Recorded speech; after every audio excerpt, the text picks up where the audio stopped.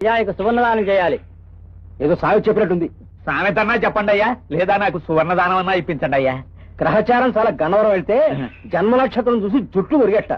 ఆదానం విధానం అంటూ ఇప్పటి వరకు ఉరిగించాలు నువ్వు గాని. ఏదో సామెత చెప్పినట్టుందిలే. సామెతన్నా చెప్పండి అయ్యా, లేకపోతే నా పెళ్ళన్నా చేయించండి అయ్యా. ఏడుస్తున్న వాడిని దానిమ్మకాయలు కావాలంటే వద్దు దానికాయలే కావాలన్నట్ట. బాగుందండి అయ్యా. ఏదో సామెత చెప్పినట్టుందిలే. సామెతన్నా చెప్పండి అయ్యా, లేకపోతే నన్ను ఏడవనన్నా ఏడవనియండి అయ్యా. 4గో మొగుడు శీలాన్ని శంకించి 4 తంతే నా పాతివృత్యం సంగతి నీకేం తెలుసు, నా మొదటి మొగుడు అడుగు అందుచా నీలాంటి తొకతి. అలాగా నీ పాతివృత్యం సంగతి నాకు తెలీదు. పద బాకీ రోజులు చేసుకోద్దాం. మొగుడు చచ్చి పెళ్ళం ఏడుస్తుంటే రంకు మొగుడు వచ్చి రమ్మని కన్ను కొట్టేట. వీడోడు నా ప్రాణానికి.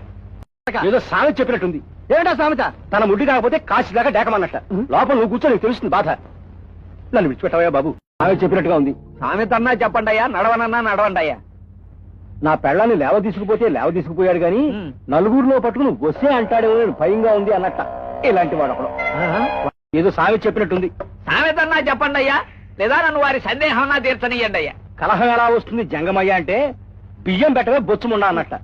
అలాగా మన ఇద్దరి మధ్య కూడా తగదా పెట్టేయగలడు. ఇదిగో నువ్వు మా ఇద్దరి మధ్యలే పోత.